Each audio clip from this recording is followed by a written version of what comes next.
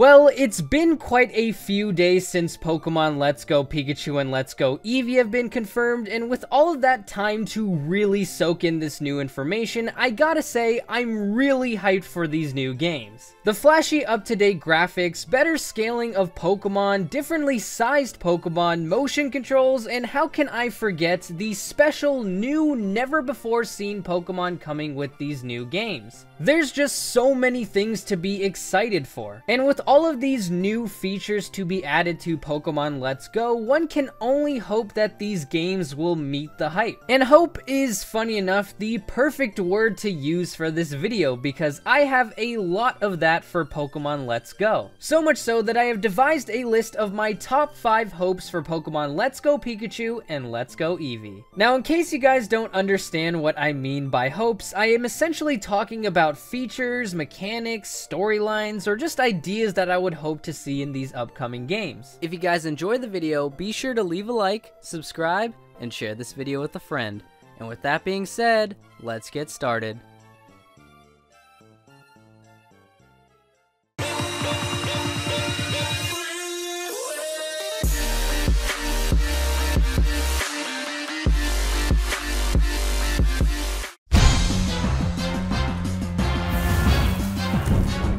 When Totem Pokemon were introduced to us in Pokemon Sun and Moon, it came with a lot of controversy. Some liked the idea of changing things up a bit, while others thought it strayed too far away from what the original theme of Pokemon was. But no matter what opinion you have about these totems, I think we can all agree that these challenges gave us a very difficult time to get through. That's why for Pokemon Let's Go, I really hope Game Freak considers bringing back this idea. I think what turned most people off about the totems was the fact that it completely replaced gym battles. And to be honest, I kind of agree with that side of the community. That is why with this rendition of the totems, I suggest you use it completely differently. Instead of being a replacement for gyms, let's just add it alongside it as a final obstacle to clear when finishing up a certain area of the game. For example, once the trainer has gone through the Viridian Forest, instead of just exiting the area and traveling up to Pewter City, what will be meeting you at the very end is either a Totem Beedrill or Butterfree, depending on which version you choose. And all the major areas of Kanto will have this: Rock Tunnel, Mount Moon, the Pokemon Mansion, the Pokemon Tower, and of course, Victory Road. I think this idea can keep the fans of Totem Pokemon happy while also pleasing the hardcore fans that love gyms. It just adds another challenge to the games that I think will make it even more fun to play.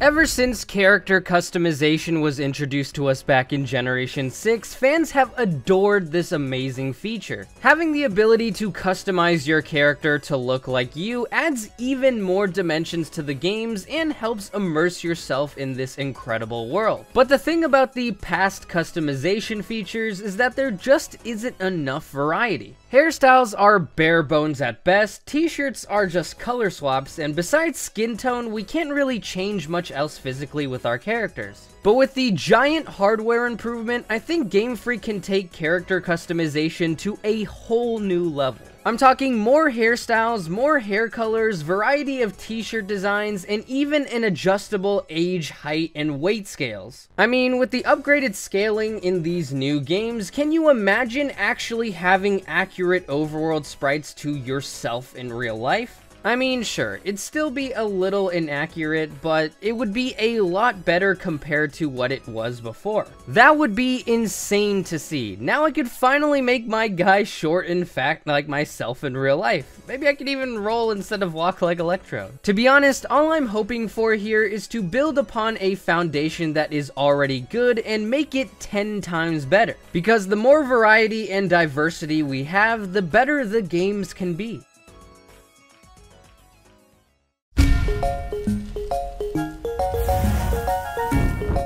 Now, although I am a big supporter of the Gen 7 games, a point that I can't really refute from the haters is the fact that there aren't really that many ways to shiny hunt Pokemon. A lot of the new methods of shiny hunting that was introduced to us in Generation 6 was subsequently taken out for Pokemon Sun and Moon, and there wasn't really enough new methods to make up for that. That is why what I'm hoping for in these next Pokemon games is for Game Freak to either bring back a lot of the old Gen 6 shiny hunting methods, or just continue adding more and more new ones. But not only that, I also thought of another feature to make shiny hunting even more fun to do. Remember when Pokemon Let's Go rumors were still surfacing around the web, and we found out the word Ultra Shiny was trademarked? Well, what if we added tiered shinies to these games called Ultra Shinies, and we made these things twice as rare to find than a regular shiny? This could be a great way to revisit some of the, well, awful shinies and change them into something actually badass. I mean, can you imagine a shiny Mewtwo that looks similar to Shadow Mewtwo? Now that right there is something I would gladly give weeks into shiny hunting.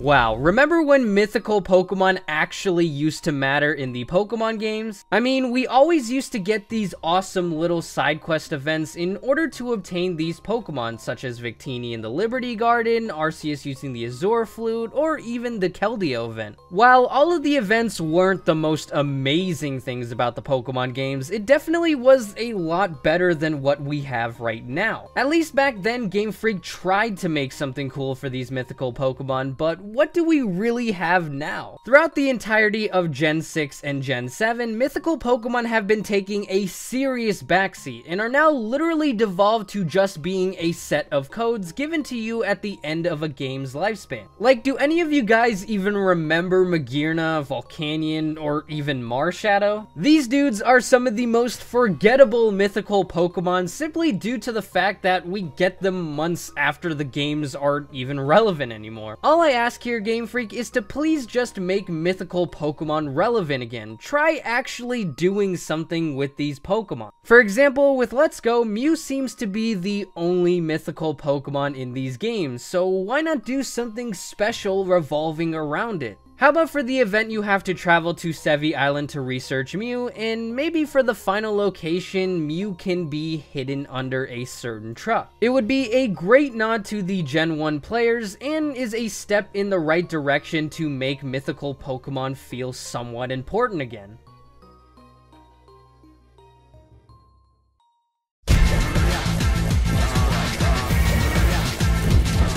And finally, the #1 hope I have for these next Pokemon games, Pokemon Let's Go Pikachu and Let's Go Eevee, is to branch out and make this Kanto region feel different than anything we've ever seen before. And I don't just mean add more cities and change up the layouts of towns. What I mean by making this region feel different is to add those things I've stated before, but also make this game seem less linear. A big problem I've always had with the Pokemon franchise is how linear and one way these games work. So why not add more gyms and new cities? Regions don't have to just contain 8 gym leaders. There should be different paths you can take to achieve the same goal. And again, with the hardware Game Freak now has to play with, I don't see why they can't add 10 or even 12 gyms to one region. With this idea in mind, it can increase the longevity of the games because of the many options you can choose to go with. Plus, it also branches out from the boring cookie-cutter linear style, which only further improves the Pokemon games. All in all, sure, this idea may seem unlikely to happen, but I don't really care. It's my hope, so screw you.